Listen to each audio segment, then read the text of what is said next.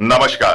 कहानियां पॉडकास्ट के 14th episode में आप सबका तहे दिल से स्वागत है। आज मैं आपको अपनी एक सब्सक्राइबर की भेजी हुई कहानी आपको उसी के शब्दों में सुनाने चाहूंगा। मैंने कभी विश्वास नहीं किया था इन सब चीजों में, लेकिन कभी कभी कुछ ऐसा घटित हो जाता है जिसे आप चाहकर भी नहीं नकार सकते। आप मना नहीं कर सकते उस एहसास के लिए जब आपको महसूस होता है कि कोई पास ना होकर भी कुछ तो है आपके पास। ये तब की बात है जब मैं अपनी पढ़ाई जारी रखने के लिए घर से खन्ना पंजाब के हॉस्टल में शिफ्ट हुई थी। हमारे हॉस्टल के एकदम पीछे रेलवे लाइन थी और वहां से हमेशा रेल की चलने का शोर हम सभी हॉस्टल की लड़कियों को बहुत परेशान करता था और साथ ही सब खिड़कियां और दरवाजे हिलना शुरू हो जाते थे जब भी ट्रेन निकलती थी। मेरा कमरा चौथी मंजिल पर था और मैं दो और लड़कियों के साथ वहां रहती थी।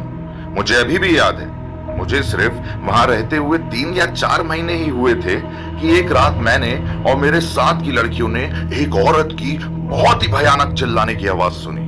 पहले हमने सोचा कि ये किसी लड़की की आवाज है हॉस्टल से, लेकिन वास्तव में ऐसा कुछ नहीं था और रोज रोज हम उसी समय पर रात को यह आवाज सुनाई देने लगी थी। हम में से किसी ने किसी को भी इस बारे में कुछ नहीं बताया था।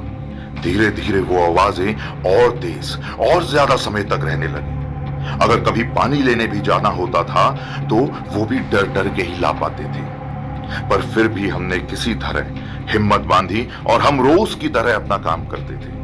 मुझे कभी कभी रात को बाथरूम जाते वक्त, पानी लेने जाते वक्त ऐसा महसूस होता था जैसे कोई साथ साथ मेरे बगल में चल रहा है, कभी पीछे तो कभी आगे।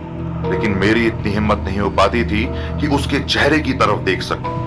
मैं ऐसे चलने की कोशिश करती थी जैसे मुझे वो इंसान या आत्मा दिखाई ही नहीं दे रही। अब बात हद से ज्यादा बढ़ चुकी थी। मैंने अपने दोस्तों के साथ सबसे नीचे वाली मंजिल पर रहने का फैसला किया और वहां मेरे साथ कुछ ऐसा हुआ जिसे कभी नहीं भूल सकती। उस वाली मंजिल पर वो एहसास दिन ब दिन इतना बढ़ गया था कि अब वो सिर्फ मर के ही खत्म हो सकता था। अब मुझे अपने कमरे के कोने में एक औरत खड़ी दिखाई देने लगी थी। मुझे लगता था कि वो हमेशा मुझे दिखती रहती है, लेकिन वो कभी मेरे पास नहीं आई। मेरी रातें सिर्फ और सिर्फ खौफ में बीतने लगी थी। नींद ने तो जैसे मुझसे मुंह ही मोड़ लिया था और मुझे कुछ समझ नहीं आ रहा था कि अब मैं क्या करूं, किससे बात करूं। फिर उसके बाद एक रात मैं मरते मरते बची। उस रात मुझे जाने कैसे नींद आ गई थी। मैं अपने बेड की दूसरी तरफ को मुड़ी और अपने बेड के किनारे पर मैंने देखा एक छोटे से बच्चे को जो मुझे घूर रहा था। अब मैं ठंडी पड़ गई। चिल्लाने की हिम्मत भी नहीं बची थी। सांस अटक गई थी। कुछ बोलने की कोशिश कर रही थी लेकिन शब्द मुंह से बाहर नहीं आ रहे थे। पूरा बदन जैसे किसी ने जकड़ लिया हो। मैंने किसी तरह से उस पर अपना हाथ फहराया, ये सोच के कि यह सिर्फ एक भ्रम है। मैं उस तक अपना हाथ तक नहीं पहुंचाने की हिम्मत कर रही थी, लेकिन वो अभी भी वहीं था। आखिर में मैं उठी और अपने वार्डन के पास गई और किसी तरह से उन्हें पूरी बात बताई और उन्होंने जो बताया, जिसे सुनकर मेरे साथ हुई सारी चीजों की गुत्थी सुलझ गई थी।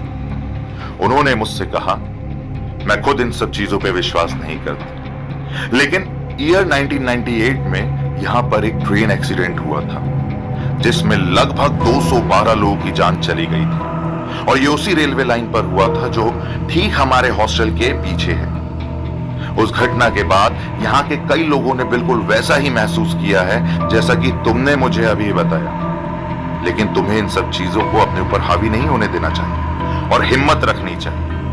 भगवान में विश्वास रखो, कोई तुम्हारा कुछ नहीं बिगाड़ पाएगा। यह कहानी सच्ची घटना पर आधारित अनुभव की कहानी है। आप खन्ना रेलवे आपदा के बारे में गूगल पे सर्च कर सकते हैं, जो कि बिल्कुल अभी के बालासुर के रेल हादसे जैसा ही था। तो ये थी हमारी आज की कहानी आप बीती पार्ट 2। कैसी लगी कमेंट्स में जरूर बताएं और अगर आपके साथ भी कुछ होनी अनहोनी हुई है तो डिस्क्रिप्शन में दिए हुए ईमेल आईडी पे शेयर करें। वीडियो को लाइक करें, शेयर करें और ऐसी और कहानियां सुनने के लिए हमारे चैनल कहानियां पॉडकास्ट को सब्सक्राइब करें, बेल आइकन दबाएं। धन्यवाद।